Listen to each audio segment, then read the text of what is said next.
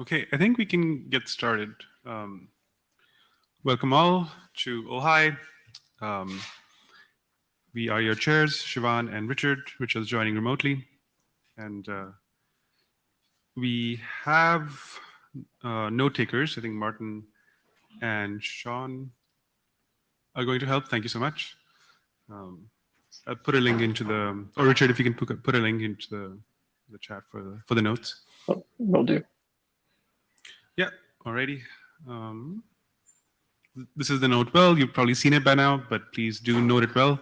It concerns the patent policy, and as a reminder, like there is the Ombuds team that you should feel free to reach out to. And also, just specifically for this meeting, there is the on-site tool that you should be using that helps get numbers for. It kind of serves as a blue sheets.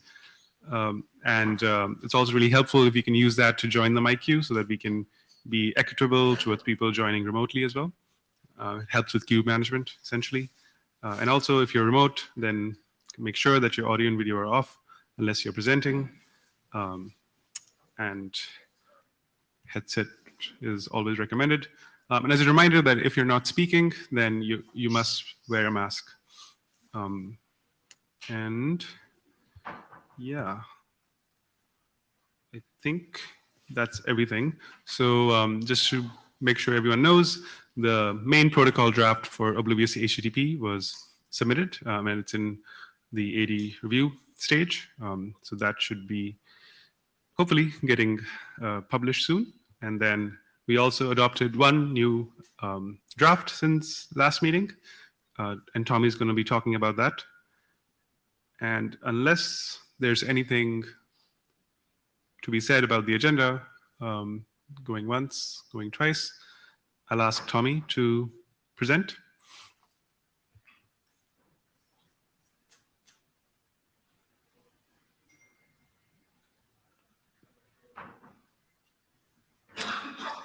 All right.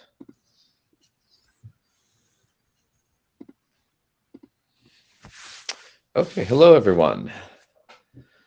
So I'll be presenting our discovery draft, and this is about bootstrapping the use of an oblivious HTTP gateway using records that we find in DNS. This was discussed at the last IETF, but as it's newly adopted, I'm going to give a brief recap of the use case and how the protocol looks before we go into the open issues. Okay, so this, if you saw the presentation last time, this should just be a reminder, but if you didn't, the discovery model assumes that we have a client that knows about a target service that it wants to communicate with, some HTTP service out there. And the client also knows about one or more oblivious relays that it is willing to work with, or it has credentials for, or what have you. And the target service also may have an oblivious gateway that it works with, which can be co-located with the target service. But essentially, you can think of this as the target service is willing to be accessed over oblivious HTTP, so that clients that would prefer oblivious access to direct access can use it. And so the goal of the discovery model is to let the client use some relay that it knows about or it selects to reach the target through the gateway that the target indicates. So this is the main model. You can have variants of this where the client is strict and will only communicate with this target service if it has an oblivious gateway, because it's not willing to communicate directly. But either way works. So in order to do this, we need a couple different protocol mechanisms. And there are 3 of these that are defined in the draft.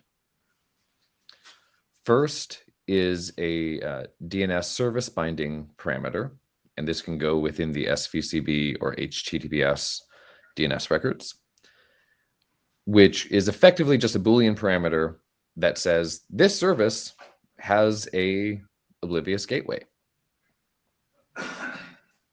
The second mechanism is we have a well-known URI that is the URI for an oblivious gateway that is discovered in this manner.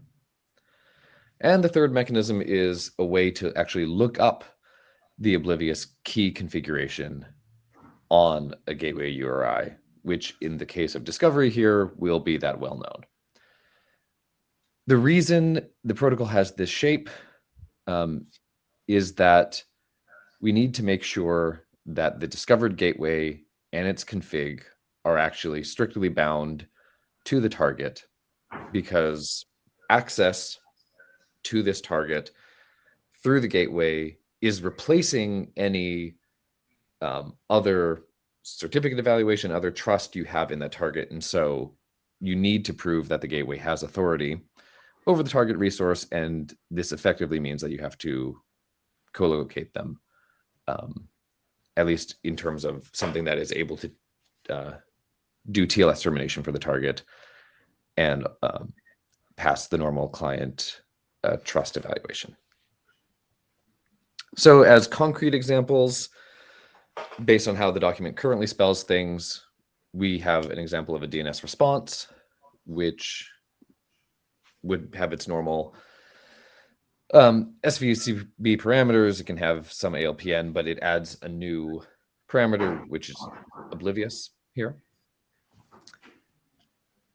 The actual well-known location is .wellknown/oblivious gateway. And the way to get the key configuration is to, instead of doing a post, you do a get, and you say that you accept application OHTTP keys, and then you get the key config. So it's quite simple. If you have questions, I guess we could take them now or at the end, but this is just a recap. And we have a couple different open issues that I wanted to highlight. So first, I think this was from Ben, was about the parameter name. Currently, it's named as oblivious. He was pointing out that that is potentially too broad. You could have other things that are oblivious in the future, particularly if you're using this not on the HTTPS resource record. So the suggestion was to change it to OHTTP. That seems fine to me. Does anyone have thoughts or objections, or shall we just do it? Hey, Ben. Hi. So after considering the sort of one of the other open issues here, I think that let's park this until we've solved some other things. In particular, if we decide that oblivious changes the behavior of the DNS client, for example, telling the DNS client to not use DNS cookies, then or for example, if it tells the DNS client, don't use other transports if they don't support obliviousness, then maybe it actually is a cross-transport flag. Maybe it is not HTTP specific. So I guess it's not clear to me yet. Okay. All right, so let's come back to this one then, and let's have the other discussion. The comments in the chat seem to be fine with OHTTP in principle. So Ben, let's come back to this. So the next one was a source of confusion and was a problem of a lack of clarity and a bit of confusion in the document that needs to be cleared up. The issue number 29 was originally raised about the media type being used for DNS cases. So the generic use case, let's say you have an HTTPS record and I'm just going to some random HTTP resource. In that case, I think it's quite clear that you have just normal media types being used for OHTTP with OHTTP request and response, and you have BHTTP for binary HTTP inside.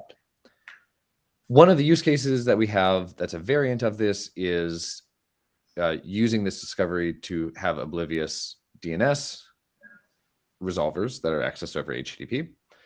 And so this is the case where we have a DNS scheme SVCB record and it's not HTTPS. The current text has issues. I think based on the discussion on the issue, the correct outcome is that, really the media type from the perspective of the gateway and the target are all the same as they would be for HTTP. The gateway does not see anything different. It just sees OHTTP rec and response. It has binary HTTP inside that gets turned into an HTTP request to the target. The target itself is a DOE resolver, and it just sees a normal DOE request over HTTP. That is distinct from a theoretical case that you could have, which would be OHTTP wrapping just the raw DNS message, because technically you don't really need the other bits of the HTTP response. Every request and response that are in BHTTP, it's just a wrapper, but that does add media type complexity and is no longer just a generic gateway. And I think we should avoid doing that based on that. Any questions? Oh, and the nice thing is, we had Odo before, but now technically this is DNS over oblivious HTTP, so we can call it a DOOH, D-O-O-H. Anyway, I'll stop now. Ben? So just as a document matter, I want to stress that this is creating a divergence. So I agree with Tommy's choice. I fully support it. I wonder if we should claw back the OHTTP draft and make some changes, because right now section 4.6 of the OHTTP draft lays out a sort of speculative design in a couple of paragraphs of like, here's how you could use OHTTP for DNS, but it's not this. It's the other thing. So we're now going to be in the situation where we have a spec for how you do DOE with OHTTP, and we also have another document that outlines that spec incorrectly, or outlines essentially a competing design that we do not have a spec for. So I think this would we could certainly remove. I mean, I can let Martin or others speak. Remove the example. I think you can have other things other than BHTTP inside, and I think the main OHTTP document is correct in its advice of what to do if you do that, but I don't think we need to do it here. Rolf? So this means if I'm sort of writing a DOE server, I'll have to support kind of DOE over H2, DOE over H3, and then DOE over OHTTP, and then there's the adaptive DNS draft that is a different encoding, right? That is Odo or yeah. So right, Odo is its own thing. I think actually this approach makes it simpler for implementation, even though technically you have a little bit of extra packaging, because you can run a completely unmodified H2 DOE server as the target service, and then you have in front of it an OHTTP gateway that receives the OHTTP request encrypted, decrypts it, gets the binary HTTP, and translates that into a request to the unmodified H2 DOE server. Now, these are co-located, so you're doing decapsulation, etc., in two things right next to each other, but it allows you to have unmodified DOE server code. If you have the DNS message directly within the OHTTP encapsulation, then that effectively is meaning you have a DOE server that has to directly speak the oblivious HTTP request. So that is potentially more work for an If I implementation. want to to allow. terminate directly, there's two implementation, one for Odo and one for OHDP, and then DNS in it, right? Right, but once we eventually get to a world with only OHTTP, you just need an OHTTP gateway that's generic, and you have a DO server that's generic, and you just slap them together, and there's no custom code written for this. All right, thanks. Martin. Thanks, Sean, for doing the note taking. Martin Thompson, I'm not really sure what sort of thing we're talking about here, because you can do all of these things. We probably should choose one, though. And Yep. I think for anyone doing oblivious DO, then this makes a whole lot of sense. I think this is the natural wrapping. Oh, what's on the slide is what is the natural wrapping for that sort of thing. You have an oblivious HTTP gateway that's just an oblivious HTTP gateway. You have a DO target, and the two could be independently implemented, and everything would be fine. I think there is a separate design that says that you've got an oblivious DO, oblivious DNS, which looks very much different to this. Potentially has a different wrapper, potentially has a different thing on the inside, but that we don't need to define that here. Exactly, that's what I'm saying as well. And really the only thing that's relevant for this document is saying when you receive the oblivious, or whatever we're going to call it, parameter over an SVCB record for a resolver, do you then assume it is this? And we're just going to say, yes, it is this.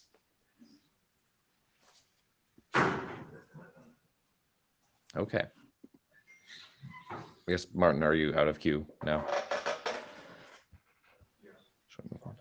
Okay. So that is that one. I think it sounds like people are okay with re-clarifying the document to just mean this, because it's the natural thing to do. The one last issue I was going to bring up was specifically, again, around the DNS case.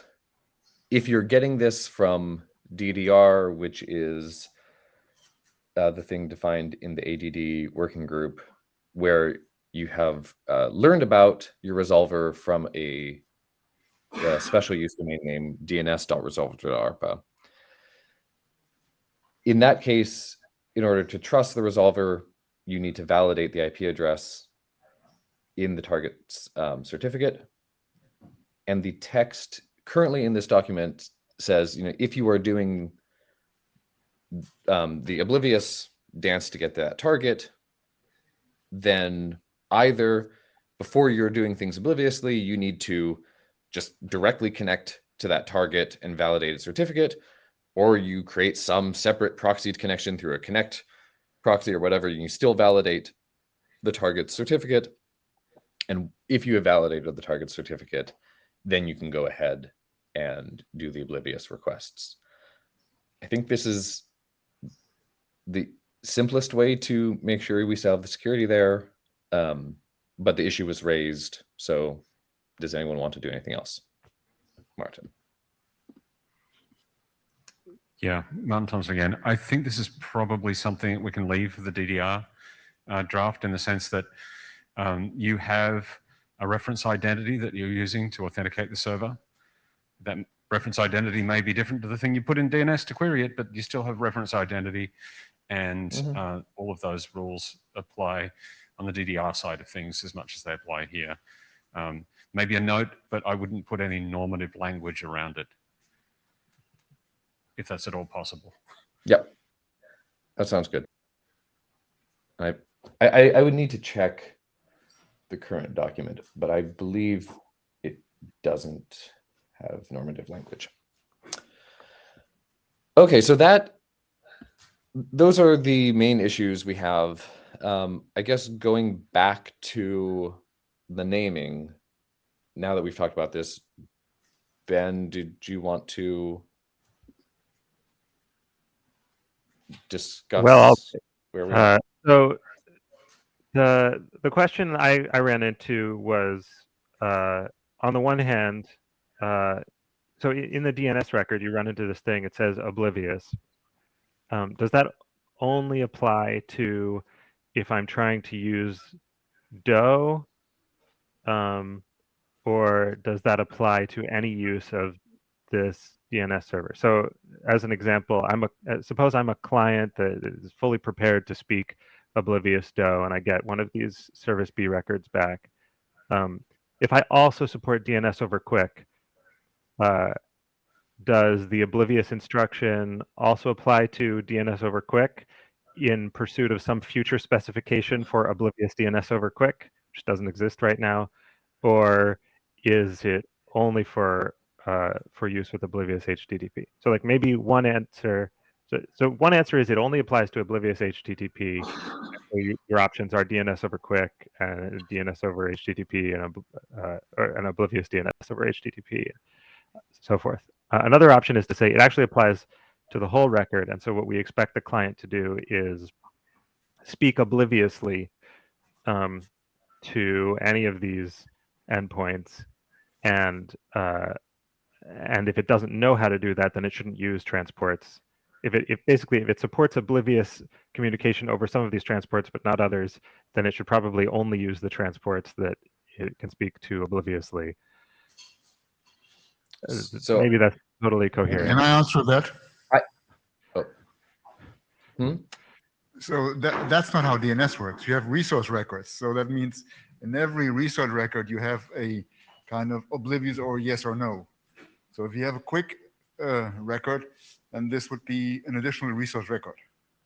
Not kind For of better or same- worse, the service B DNS binding uses a single resource record to represent HTTP, TLS, quick, etc. Those are all wrapped in a single No, service they are No. resource record They're sets. different. You have a couple of lines, each having kind of a specification. One for dot, one for do, one for That's right. whatever. No, a single, well, that's optional, but you can form a single service binding record which says ALPN equals H2, H3, DOQ, DOT.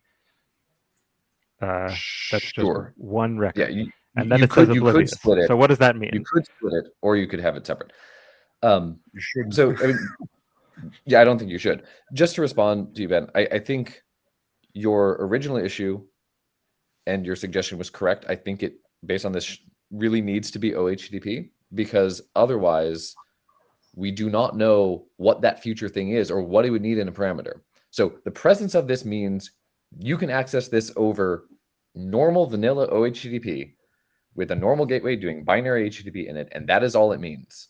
If you have some other protocol, it gets a new marker, and that is not done here. Richard. It's Richard Barnes as an individual, and I was exactly what I was going to say here. Like, just like a fortiori, like we don't we don't want to bundle all these protocols together because we don't know who they are, and because this is providing the contact point, we don't want to force all of those things to be implemented on the same contact point. So like, yeah, definitely let's keep these things separate.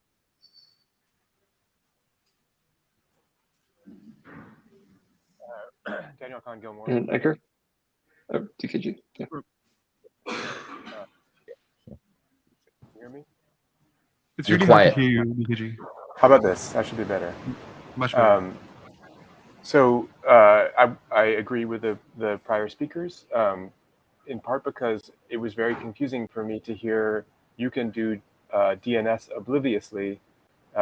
I don't even know that we know what you can do DNS obliviously means. As a client, the client's not oblivious, right? The point of these oblivious protocols is to keep the intermediaries and the server oblivious about what's happening.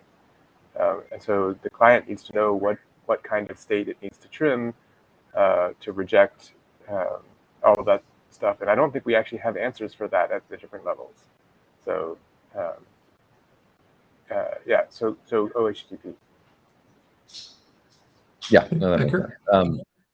Ecker. Yeah, I concur with what everybody's just been saying. I mean, the specification is two things. It is an encapsulation format for talking to the terminal target HTTP server, and it is a set of indicators that you provide to the gateway. And like so if in order to provide this functionality for some other hypothetical protocol like DNS, you would then need an encapsulation format that is used to talk to those systems. And in the cases of, most likely that is like called TLS or called Quick. And so like it's just not like understandable. Like that's just like completely unnecessary for this working group. So like so we have to specify the OHTTP thing and leave other things to other people. And in particular, like just to like harp on this a little bit, if you were to say if what you wanted was to provide like a conceptually similar service to this that did DNS but was like the multi-layer tunneling, the name of the gateway is called MASK.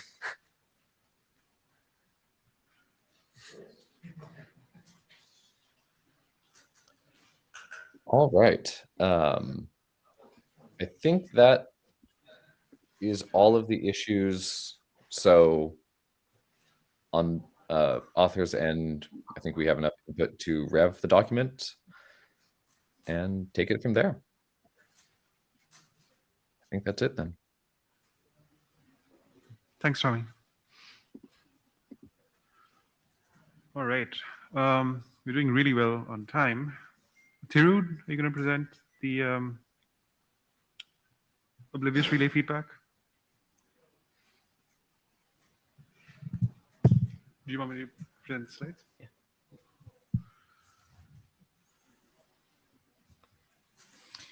Hey, hello everyone. Good afternoon. I'm Thiru. I'll be presenting updates to the Oblivious Relay feedback draft. This was presented in the last IETF when we had received some good feedback, and we updated the draft to address those feedback.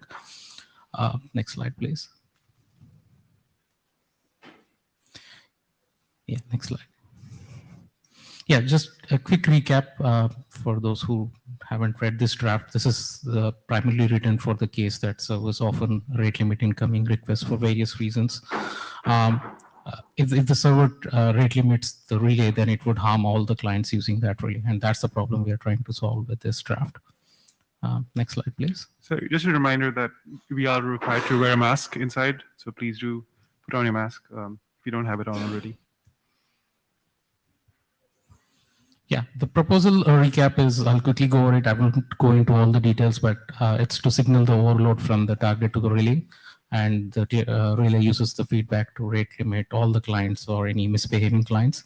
The feedback we had received from the working group was to use the work happening in HTTP API working group, and we co-authored with the author of that draft, and he helped us update it to use the service parameters that's being defined in that rate limit headers. Next slide. Yeah, so that's the change that we are bringing in to update the rate limit policy to have a new parameter to signal the rate limit to the relay. Next slide. So this was all there in the previous version, so that was just a quick recap.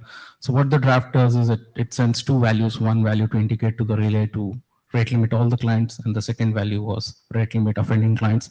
The big comment that we received from the working group was, can that be abused by the target if the relay starts rate limiting clients, so that it would help the target to de-anonymize these clients. So we updated the draft to address these comments. Next slide. Yeah, so if in case the rate limit is for a client which is probably sending some malicious request, which the target has identified, then what are the prerequisites for the relay to even start rate limiting? So the first two prerequisites have to be that it has to be serving a large number of clients sending large volume of requests, otherwise it's going to ignore that. It needs to have a very large number of benign clients for which it is not doing any rate limiting versus the number of clients for which it has to do the rate limiting. The third rule is that the relay does not immediately rate limit the offending client. So what it does is it basically starts watching how many requests from the client are indeed malicious, for which the value 2 was provided, versus the requests for which there was no value provided. For instance, some botnet is sending a large volume of malicious requests.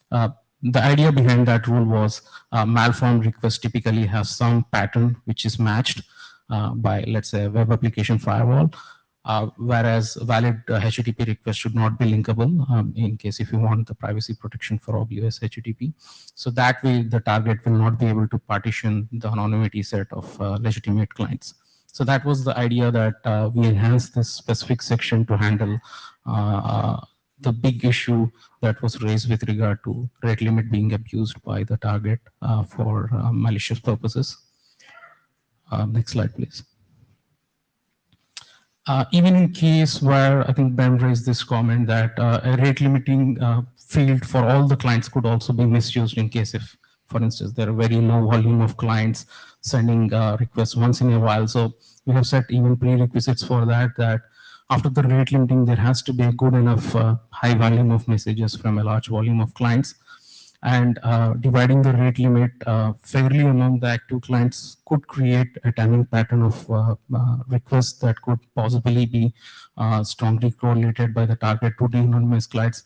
So we're just relying on the mitigation technique that's already defined in the Oblivious HTTP draft, which discusses delaying requests to increase the non-entry set into which the requests are attributed to. So that we think should with the prerequisite 1 and prerequisite 2, we believe that should address the side effects of rate limiting all the clients.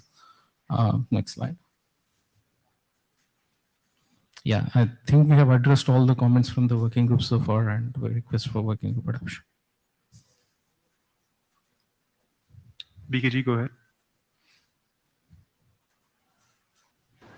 I'm not sure that I understand your argument about how this preserves the anonymity for the clients. I understand that it doesn't permit the target to fully partition the state space of all users, but it seems to me like what you're saying is it's okay if the anonymity it is able to partition a small percentage of the users. Is that the mitigation that you're proposing here? Yeah, if there are a small number of clients, then the relay will not apply mitigation because it makes it quite easy for the target then to identify the clients. Yeah. But if there's a large number of clients, then the relay receives this feedback that says this is the particular, block further request from this client, and the relay acts on that behavior, acts on that request. They can still, that allows the identification of that specific user, right? No, it does not, because if you go back to the previous slides where we were discussing the previous slide, yeah, the relay does not immediately act on a request from the target. It starts noticing how many requests are getting these kind of malicious requests. So, for instance, if let's say there are 100 requests coming from the client and there are like 99 requests which are being said that they are malicious, and there's just one legitimate request which is one, then it meets the other criteria, then it starts doing that. And for a target, it's quite impossible to know that all these requests are coming from the same client. If it had already known that, then there is no need for it to even send that signal back to the relay. This doesn't sound like it has the guarantees that I would want as a client to use this, but maybe I'm misunderstanding. I'll let next person in the queue go.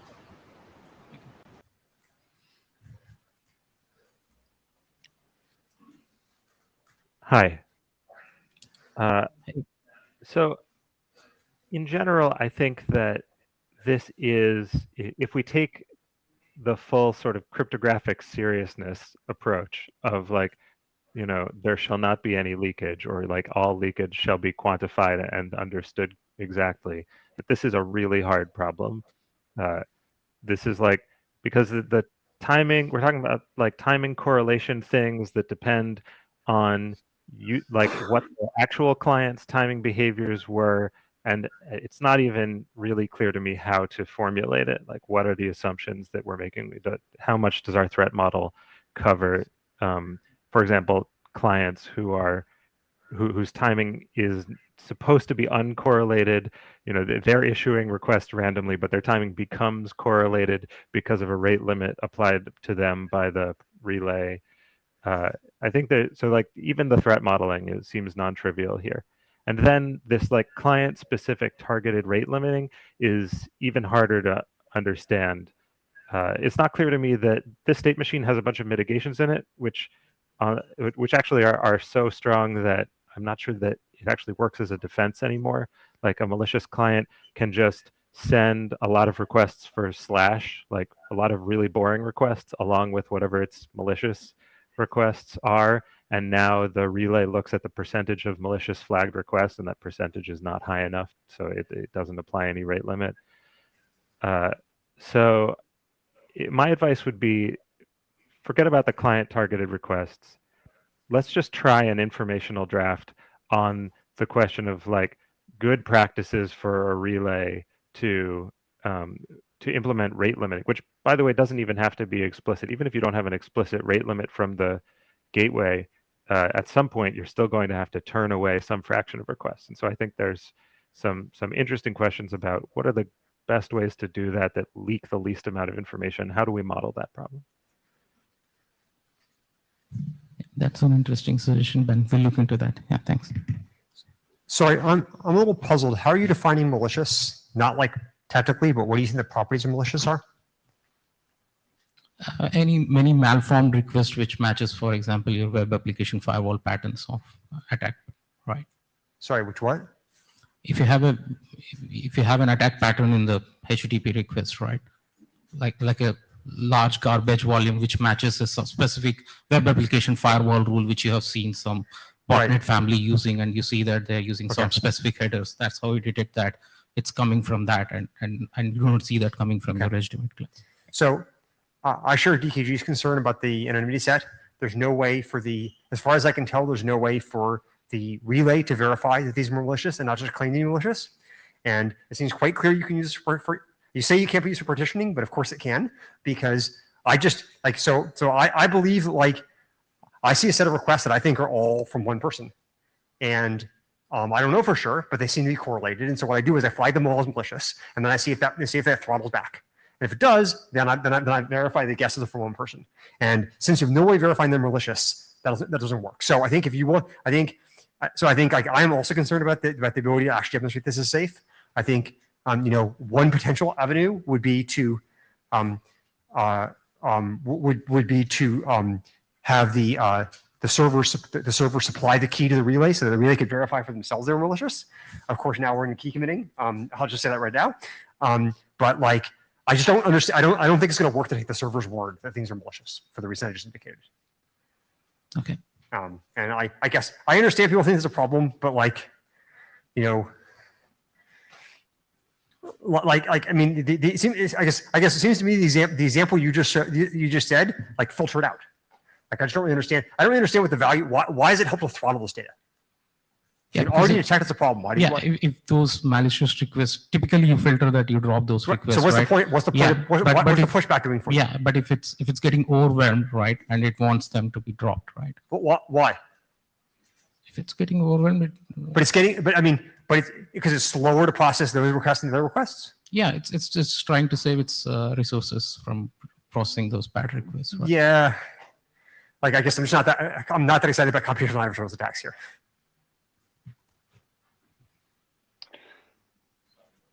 All right, so we're at time on this slot.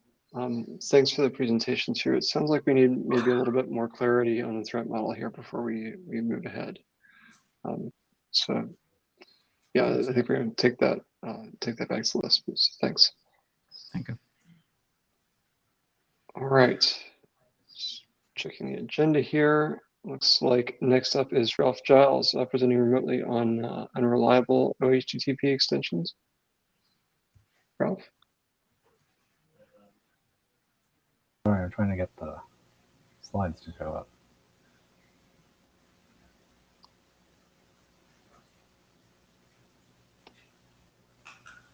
Did you request a slide share?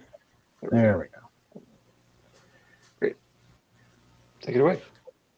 All right, so my name is Ralph Giles. I'm presenting work I did at Brave along with Chris Wood, who is at Cloudflare.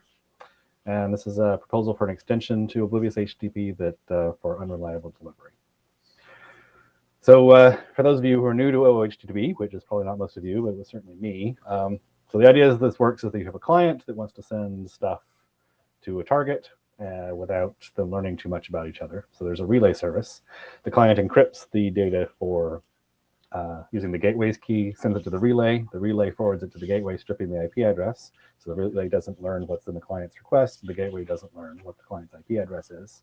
And the gateway proxies unwraps the request and sends it to the target. The target responds like a normal HTTP server would, sends it back to the gateway encrypts it to the client, sends it to the relay, who remembers who the client was, and sends the encrypted request back to the client. Okay, simple enough. So we have an application where we're using the STAR protocol, which is there's been some interest in over in the privacy preserving measurement group, to do telemetry submission, like things that applications are doing. They want to submit it to some server. And the way this works right now is the client constructs a message, sends it to a web endpoint, and rather than the web endpoint doing processing directly for speed and simplicity, we just shove it into a queue. And then there's a batch job that runs on with separate permissions elsewhere that pulls the log down out of band and analyzes it in a batch. And so this simplifies the infrastructure. The endpoint can be really fast. All it has to do is append to a log. And because we're doing sort of aggregation of the data, it's not helpful to look at the data individually. But we can look at the IP address if it's coming from the client. So we can associate the eventual things that we process with the client's IP address. So we could build a profile of individual clients from what they send, so that's not as privacy preserving as we'd like. So if we use Oblivious HTTP, we can solve the IP, we can break that link with the IP address. We can just start a relay, which talks to a gateway, which talks to the endpoint. But now we need 2 new services. And since we already have this custom thing that's listening for the endpoint, maybe we can just teach it about Oblivious HTTP and combine the gateway and the endpoint. So the relay talks to the endpoint, which then stuffs things into the log. So one less service we have to run. And then the log could be processed out of band later. So that works sort of the same as before. We just have the single service we have to put in to handle the relay. But teaching the endpoint about Oblivious HTTP complicates the code a lot. I mean, remember, it's supposed to be really simple. It just takes bodies from like JSON bodies that's been submitted by the client and it shoves them in a log file. So now we have to implement Oblivious HTTP. We have to so we can do the request and response serialization. We need to provision keys for it. And so it's a fair amount of extra code and security service we need to audit. And the endpoint was supposed to be simple. So the insight I had thinking about this is the only reason we need Oblivious HTTP parsing and HPAIC encoding and all that sort of stuff is so we can return a 200 OK. Because this is just a submission service. The client sends data that's a report of something it's done, and the server doesn't ever actually return any data. It's just, yes, I got your response. And because we're doing our aggregation processing offline in a batch job, we don't even validate the message content. So if the client is sending nonsense, we don't find out in time to tell them you sent nonsense. So there's actually no real value to encoding the empty body with the 200 OK response code with Oblivious HTTP. But that's what the spec requires. So to address this, Chris Wood and I wrote a draft for unreliable delivery, is what we're calling it, which is just an extension that says instead of requiring that the gateway return an encrypted response to the relay, which is sent back to the client, what if you were just able to say 202 accept and return an empty body? And that way the gateway doesn't actually have to understand anything about Oblivious HTTP other than this is what you respond with. So it's 2 lines of code instead of 500 or whatever it takes to implement Oblivious HTTP. So simple enough. The client could opt in by setting certain headers. We suggested accept and then a message OHTTP acknowledgement message type to signal it's okay with this. Martin Thompson suggested maybe we could use the prefer respond to async header, which has a bunch of stuff you can attach to it to say how long you're willing to wait for an answer and things like that. Also, given that at least in our application, the gateway will probably only support this method, probably it should be possible for the out-of-band configuration that tells the relay how to talk to the gateway could also say we only accept this, so the relay can reject traffic right away that tries to do something else. So it seems to me there's some advantages to this. Like it makes it easier to secure the gateway code because you don't have to do code. You don't have to do key provisioning, and it's just much simpler code. It gives you more ways of deploying Oblivious HTTP within different frameworks. And another nice advantage is that because you don't have to deliver right away, because the gateway and the relay can just respond 200 accepted right away and then buffer the message by H delivered later. That gives you a much larger window when you can shuffle the data, send it in a different order, and that helps defeat traffic analysis, where you try and figure out which client sent which message based on when it was sent. On the other hand, there's more config to worry about, and the relay at least has to be configured to accept this and not rejected as a not valid oblivious HTTP. And it's not suitable for a lot of applications because you don't get any acknowledgement other than the relay heard you. There's no way to retransmit if the transmission failed, or there's no way to transfer state and confirm the state has been transferred, if that makes any sense. Ted, did you want to ask a clarifying question right now, or was that just in the queue for later? Gotcha. Okay, well, I'm at the end anyway. So that was our motivation. And so I was just curious is there interest in the working group in addressing this as a use case? What do you think of the draft? Are there any technical improvements you could suggest? Because it seems like there's lots of ways we could do this, and it's unclear how it interacts with other things like service discovery. Ted Hardy, Cisco. I usually try and come up here and say what I'm enthusiastic about here, and unfortunately in this case, I'm afraid I'm up his occasional curmudgeon hat on, and I apologize for that. I think what you're actually trying to do is to create an oblivious star service. So looking through the draft and following through to the distributed secret sharing for private threshold aggregation, I get why you would want an oblivious star service. But I think what you're doing to try and get there sets my teeth on edge. There's a whole bunch of stuff in your draft in the way you're using HTTP that just kind of hurts. So an example of this is 202 in general, from my experience, is a final server's answer. Hey, we've accepted this, but we haven't processed it. You're using it in a relay in a way that I don't think actually matches what people in the web world are going to necessarily expect. And in your description of how you signal this, you're using, accept headers in a way that really are bizarre to me. In particular, using accept headers where star.star means that you might use this, it's bizarre. I think the basic idea here that you want an oblivious star service, all good, go ahead. I just don't think that trying to make the oblivious HTTP become the star service by throwing in these message headers and reusing 202 the way you're doing it is fine.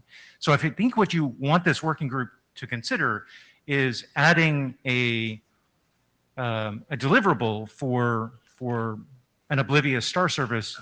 I think I would be behind that, but I wouldn't actually want to start from this draft. And I apologize for being the occasional curmudgeon in that response. And I'm just going to inject myself here real quick with a clarifying question. Could you clarify to what degree this draft is specific to star, and to what degree it's kind of generically providing a service where there's no response needed, it's just a submission endpoint? I think of it as completely orthogonal to star. I mean, the way star works means that we have this particular architecture where we have to submit things and we don't care about writing back because we're relying on the crypto to make sure that it's anonymous except for the IP address. But it seems like when you have any example where you have this sort of simple input thing where you don't want to have to generate the keys, you don't want to have a key so that you can just respond okay. I think it applies to any application like that. So it's not specific to star, it's not even specific to telemetry. It's just sort of this edge case where it seems simpler not to have to run two services to talk to your target when you're already having a custom endpoint. Thanks. So that's really the use case that I care about. Okay, thank you. Oh, actually, sorry, I think Tommy is next in the queue. Tommy? All right, here we go. Audio is on. Yeah, I mean, I agree with Ted that the spelling in the HTTP bits needs more discussion. However, I am pretty positive about this. I think I don't care about a response use case of oblivious HTTP makes sense. I don't personally the use cases I've had for oblivious HTTP have wanted responses so far, but metrics collection and others can definitely use this. I think it is applicable to more than star. And so I think it fits within this working group. So I think we should adopt it. I think we should adopt it with this document, acknowledging that the details can be respelled. I imagine you and Chris are not particularly wed to I'm not the wedded to status. the way it's written at all. Like, I just want to be able to not have a key in the gateway.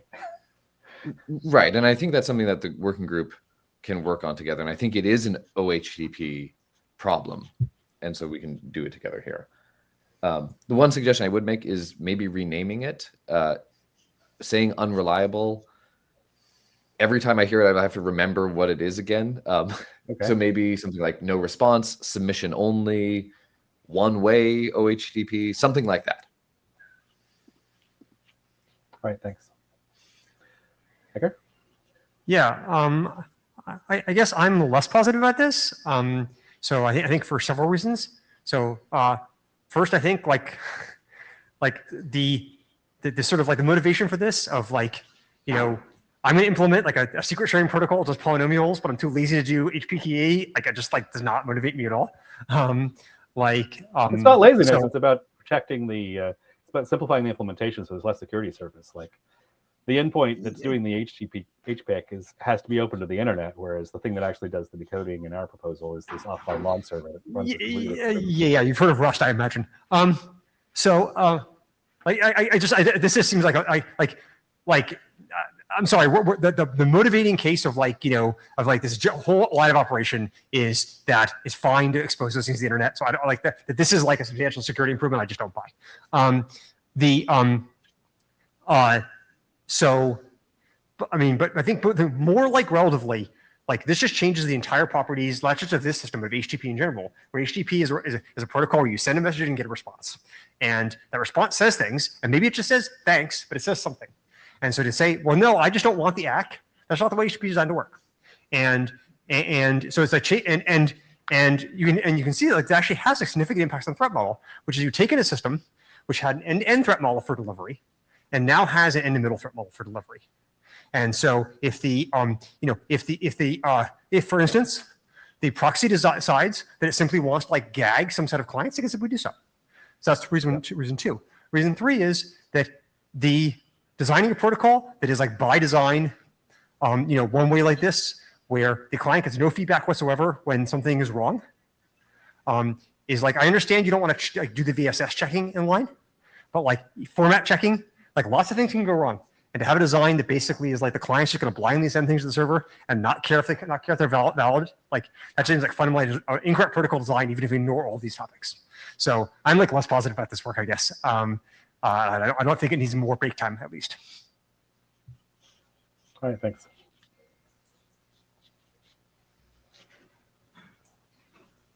Hi, Ben Schwartz. I think the thing that I find interesting here and compelling is really the batching idea, the delay in batching, for privacy and for efficiency reasons. I don't really see a security benefit, and it's not about the efficiency of the gateway or target. Really, they can always batch and buffer on their end if they want. It's really about efficiency and privacy provided by the relays. This I view as an increase in the privacy that can be offered in oblivious HTTP in some cases. I think that the points that have been raised here are definitely valid. This is, in a sense, a very deep HTTP level change, and you could imagine spelling it as like a header to the proxy that says, I don't need a response, that has otherwise, in a sense, nothing to do with the rest of oblivious HTTP. It could apply to any HTTP request proxy. So, but I do think that's a very interesting thing to be able to specify. I think, to some of Ecker's points, it would also be really interesting to take this in really a like high latency messaging direction, where you sort of treat this as like oblivious SMTP. Like this is because this really looks like an email mixnet And in that case, you actually can get a response. It's at very high latency. And that high latency response can be useful for things like detecting misconfigurations or confirming that you're not subject to a long running attack.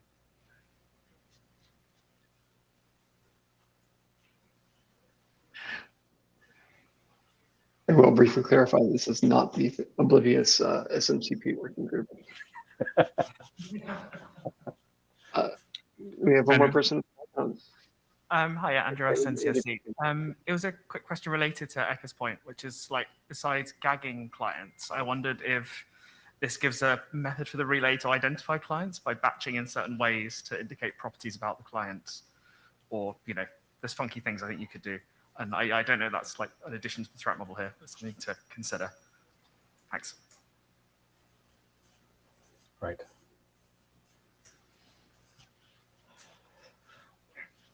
David Skenazy, HTTP enthusiast.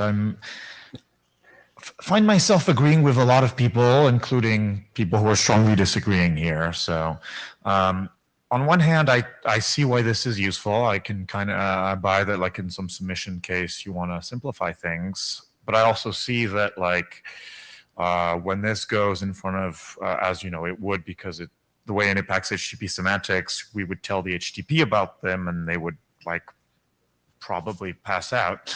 How do we square that? And I was thinking about it. So you have two benefits from doing this. One is that the client can fire and forget quicker, and the other is the less cryptography on the and encryption on the gateway, if I'm getting the terminology right. Which one of those do you care about? Is it both or a single one? My motivation was mostly the gateway. I mean, the client can hold the submission open long enough. In that case, yeah. All right, no, that makes sense. In that case, would it make sense for you to keep HTTP the way it is and just send an empty response?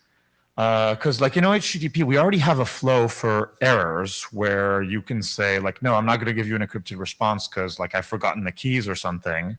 And you could add a response that is like, yep, A-OK, I'm just not sending you a response. So that, and then that triggers the relay to say, oh, A-OK back to the client. The same way where today, if it sends an error, the relay sends that error back to the client. So that, I think, addresses Ecker's concerns that like there's no longer a response. You don't have any way of hearing errors back, because I think that's a real concern, but it solves your cryptographic problem. So that might be a way. Just a thought. Okay, I think that's what I'm trying to do, but unless I misunderstood, I don't think that addresses Ecker's concern, because it breaks the tunnel between the encrypted tunnel between the client and the gateway, because the relay can see that you've returned an empty response, as opposed to returning an encrypted blob, which represents the empty response.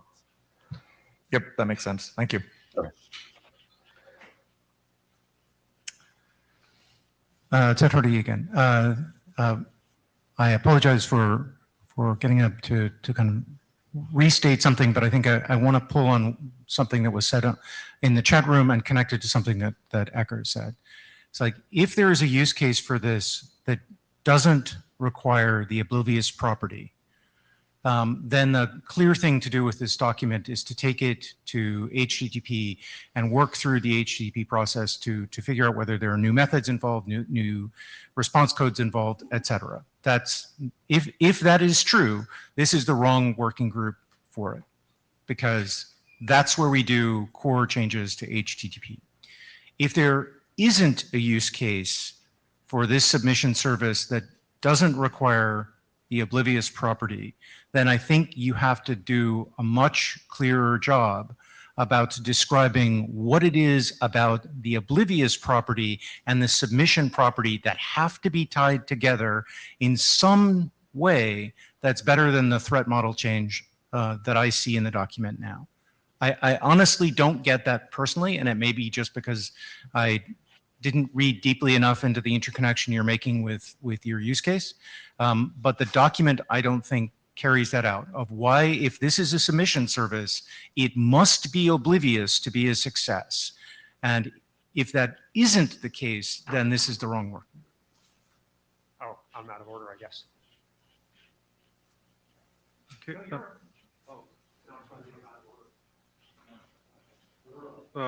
Cool. I think we can move on. Ben, did you want to present?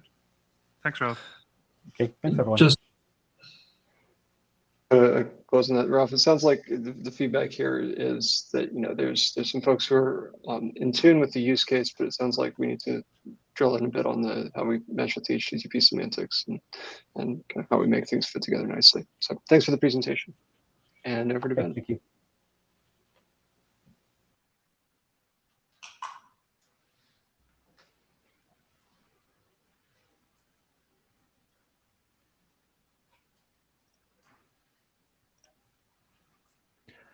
Okay, double check.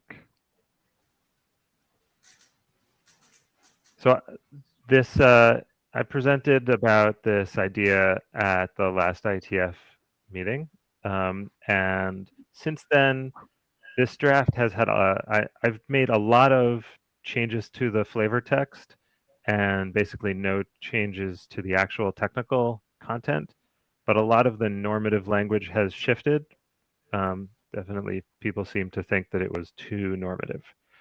And it seems like people still think it's too normative. But so the technical proposal has not changed. The biggest difference, I would say, is that I've tried to generalize the description to also talk about how this idea applies in the privacy pass context.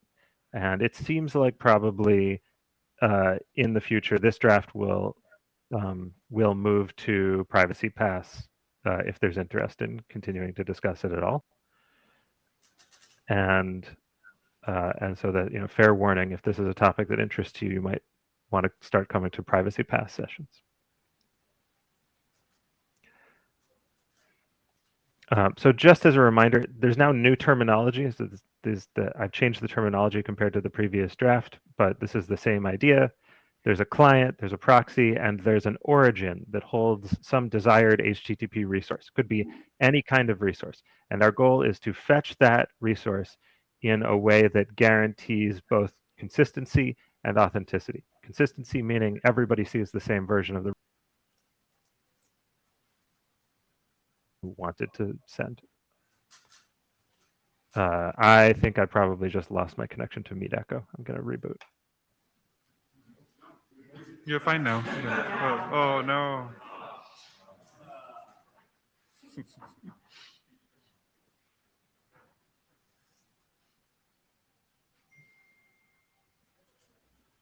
Sorry about that. I've had an unstable connection to Meet Echo.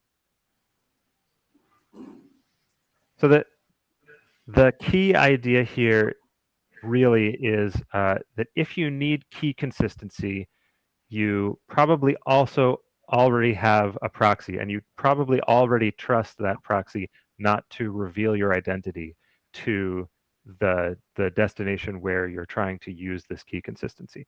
Because otherwise, your IP address will give you away to that destination, and so the key consistency won't be sufficient to help you protect your privacy and avoid becoming linkable.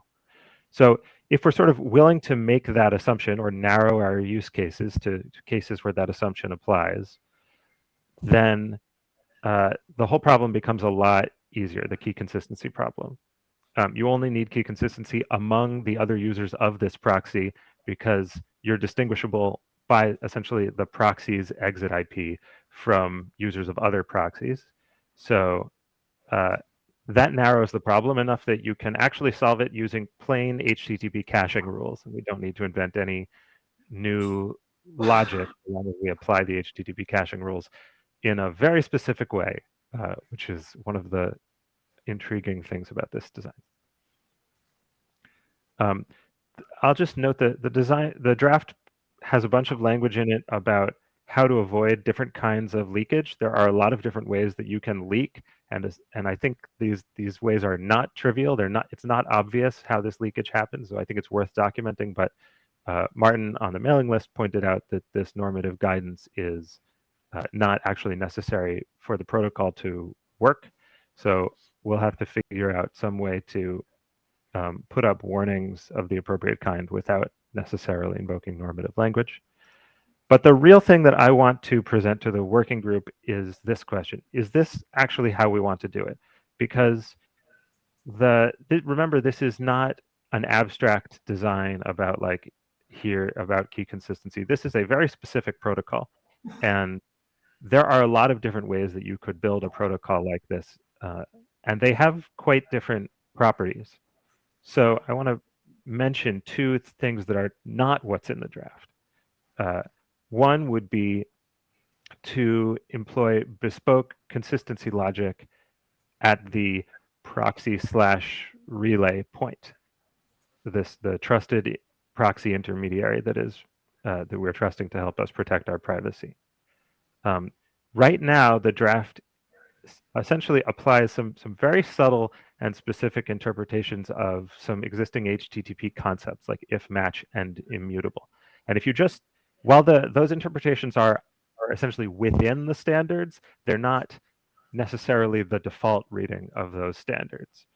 And so this is a little bit of a sharp edge, right? We're claiming that you can reuse, effectively, I'm claiming to you that we can reuse existing HTTP machinery, but actually only if you configure it in a very specific way.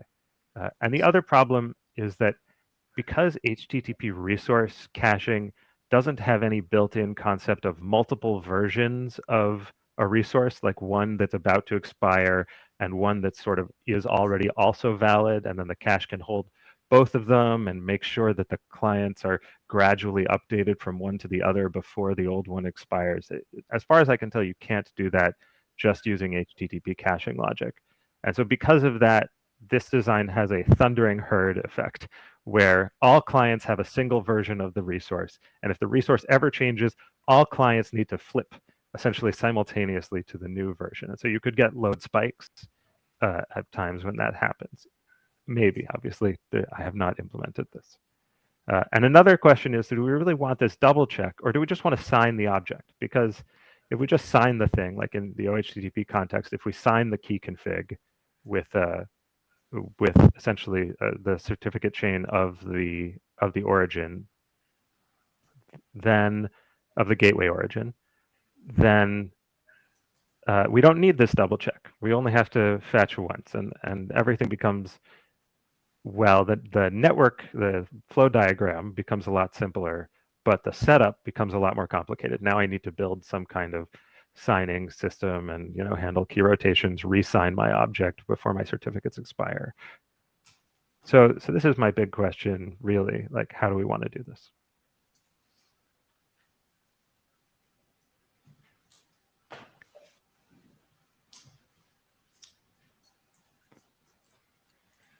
All right, so Ben, is that time for discussion? Yeah. All right. All right, take So it Martin on. Thompson, I have a suggestion on how we approach both of these questions, and that is that we ask the Privacy Pass working group to take them on. This sort of line between these two groups has been sort of a little fuzzy on this consistency question, and we decided to adopt the key consistency and correctness draft in that working group. And it seems to me like that's a good place to have that discussion, where the sort of architectural questions about how we do consistency and the requirements and what have you and the general approaches are discussed there, along with this as a fairly concrete instantiation of these things. I'm not sure what you mean by the first alternative here in terms of concrete specific steps, and so I'm a little leery of saying let's just take existing specs and then reinterpret them very creatively. That's risky. And I'm certain that I don't like the second one, because the signing thing is much harder to reason about, and I'd prefer to avoid that sort of thing. I think 2 requests is, for this sort of thing, perfectly tolerable. Okay.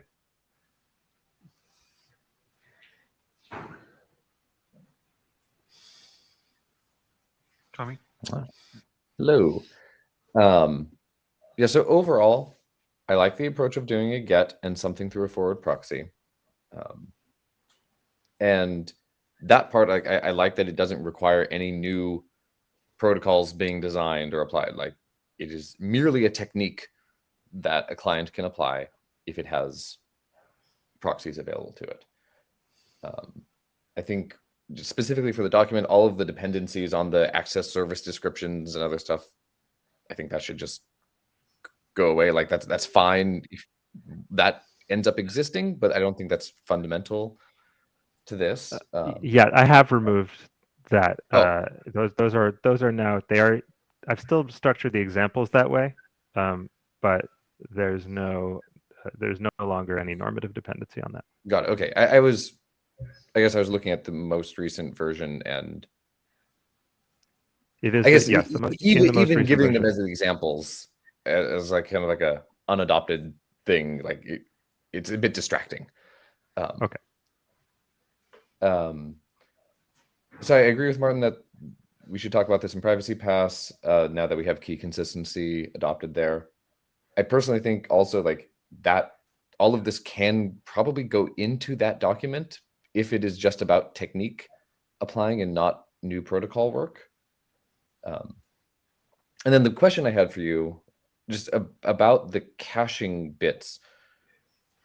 What happens if the caching headers you get back are not what you are normatively requiring in your document, but the values of the keys still match via my double check? What's the failure mode there? So the client is supposed to essentially reject, right? This means that the origin what's is the attack, rather? The attack is so if you don't have cache control immutable, for example, then the server can send you can reply to the gateway can in OHTTP terms, the gateway can reply to the relay with a key config with some long lifetime, a week, and that can go to the client, and then the gateway acting as a different client can send another HTTP request to the relay that causes it to flush that cache entry and replace it with a new key config. So now the next client gets its own, different key config that also has a cache lifetime of a week. Now both clients have long-lived, distinct key configs. So, and the requests that go over like the forward proxy, the relay server manages the timing perfectly so that it gives out the same evil config to the same client. So the client keeps it cached locally for a long time. It doesn't need to. The relay. Right, but the point of double check is that I'm checking that I get the same key via two different methods that are presumably unlinkable. And so if you're feeding different keys. Right. So so client A and client B have different key configs. They send GET requests directly to the gateway origin with an if match header saying, here's basically the version of the key config that I want. Is this one valid? And they get it back again. And the reason for that if match header is that the gateway needs to be able to rotate the key config, and it doesn't know a priori whether a given client has the old one or the new one. So it can't just always serve the new one or the it sounds like maybe that part of the if match is causing us to trip on ourselves a bit, and maybe there are other approaches to handling key rotation. Anyway, we can discuss it more. Thanks, Ecker. So I found your list of caveats quite concerning. And I'm quite concerned that perhaps HTTP caches do not behave the way everyone hopes they behave, and that they will be very sad people. So I think but I try to tease a couple of things apart, which is detection from, in particular, detection from enforcement, right? So if we just went back to, let's say, the dumb design, right? And forget about caching, you say, look, I just query it directly and I query it through a proxy and the IP addresses are different. And now you run at timing attacks, I suppose, is why you don't want to do that, right? That's how you get to this design, right? Yes. Also two different locations, different IP addresses, and I check they match, right? That's the dumb design, right? Yes, you also, like I said, need to worry about how to handle cases where the key config has actually changed. But sure, you know, well, race conditions. I can imagine. Well, so I can imagine other designs that would solve that, like for instance, forcing the server to get a list of every key it's ever used and that kind of thing, right? You know, having maintain a blockchain basically of a hash chain of all the keys or something like that, right? So, I guess this gets me to my second point, which is that say that we have a mismatch. What then? And the natural thing to say is, okay, well, I'm gonna like call the New York Times, but like I don't have any proof, right? And so I think you actually need the keys to be signed by the DV certificate anyway. And the reason is simply that that's the only way you can demonstrate that you've been trying so much to partition the space. And so, like, if you think of the logic of CT, right? Logic of CT is that the certificates are all signed, and there's an assurance by the CA that the certificates are in the log, and that any time you see a signed value that's not in the log, that's evidence of malfeasance, right? And so I think that we need the same structure here, which is some kind of structure here, which is basically that there's that there's an understanding of what the valid values are supposed to be, and any value that's outside of that period, if self-verifiable or self-verifying, therefore it's prima facie evidence of fraud.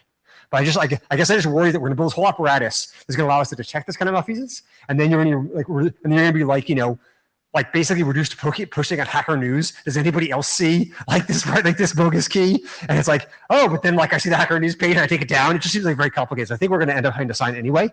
And so maybe I'd like this. And so like I guess if you buy that argument, then I'm not sure what that gets. And then I think maybe if you buy that argument, then you may have to step back and say, if I'm signing, then what other pieces of the puzzle are changed, right? So that's. I don't know what I think about this, but I'm just trying to like work through the entire problem at once instead of in pieces.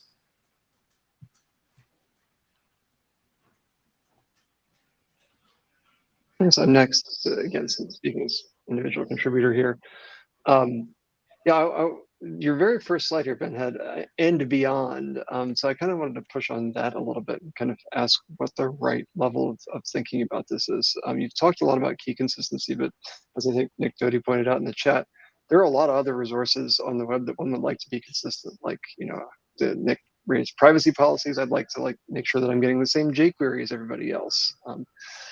So you could scope this. It seems like the requirements are broadly pretty similar with regard to those things, even to the level of reactions like Ecker just raised. So I wonder if this is actually a pretty general thing. Now, it may be that, if this is a critical property for something like Privacy Pass, that would be, it could be addressed there first and then generalized other things. But yeah, it's not really, this is seeming more general than an OHAI problem. So like maybe the right direction to go with this is to kind of, if it's really critical for Privacy Pass, which it seems to be, like hit it there first, but with an eye to these other applications. That's an interesting point. This is really talking about HTTP resource consistency at this point, not just key consistency. Yeah. Okay, Eric?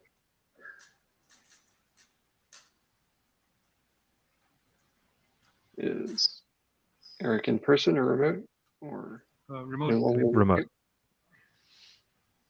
Perhaps Eric is trying to find Am I audible now? For some reason, Meet Echo is taking forever to load up for me today. But you are audible. Is that yes? Okay. Yep. So, two comments. First, just sort of for the info of people in here repeating something I said in the Privacy Pass working group a couple of weeks ago. Both this and the other consistency draft, the informational one, they both work well in my mind, either here or in Privacy Pass. So let's pick one and work on it there. And looks like at least for the other draft, it was adopted over there in Privacy Pass. So okay, let's ship this over there now too, just so they can be together in one place, and that makes perfect sense. In case anybody doesn't know, I am one of the co-chairs of Privacy Pass, and in a way, that's part of why I wanted to present this here in this cycle. Right, but I and many others seem to think, yeah, let's just push this into Privacy Pass, and Ben gets to deal with the hats problems from that. But as far as the actual solutions here, I maintain that this is one reasonable solution to this problem. I think that the fact that we run into all these caveats and potential pitfalls and stuff is the big proof that this is a very difficult problem, that anything you have is going to have those. So that's why we need something like this draft to spell out a possible solution, because otherwise everyone's going to come up with their own bespoke solutions that just have all these problems because they didn't realize the issues. So we need something like this, whether it's this specific solution or the other two alternatives you present on this slide. I don't have a huge opinion. It would be nice to solve the thundering herd problem, but at the same time, solutions I've tried to come to solve the thundering herd problem was had problems poked in them. So it's always comes back to this is a difficult problem. So if we don't come up with an absolute better solution, it might be a matter of, yeah, let's publish this draft with this solution and it's usable for anyone that isn't quite as susceptible to the thundering herd issue. And when we come up with a better solution that isn't thundering herd susceptible, we'll come with yet another draft for another alternative solution that people could use. There's not a huge problem with having different options of the space if we have to publish multiple protocols, so that's fine. So Thanks. I do want to try to avoid, defining a ton of these. I think we're all going to be happier if we can more or less converge on the smallest manageable number of these. yeah, but if we have two solutions, one is simpler but subjectable to thundering herd, and the other one is a little more complicated and requires more logic, but is more useful for bigger parties that care about huge amounts of traffic spikes and all that sort of stuff, that those two solutions seems like a reasonable number to end up with to me. So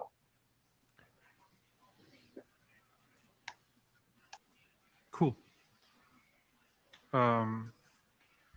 Yeah, I think it sounds like we have consensus that this should follow draft key consistency into Privacy Pass if the chairs of Privacy Pass agree, which Ben can speak to that. Yeah. So future discussion of this draft will go in the Privacy Pass working group. Follow us if you want to talk about it more. All right. Sounds good. We do have a little bit of time in case anyone has any other business. Going once, going twice. If not, thanks all for joining. Richard, did you want to say anything else? Nope. Thank you, everyone. This was a good session. Yep. See you all next time.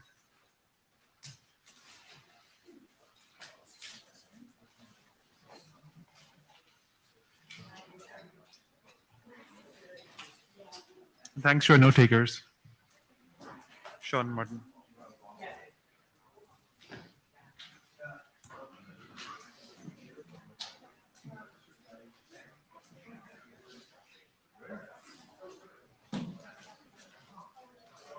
Martin.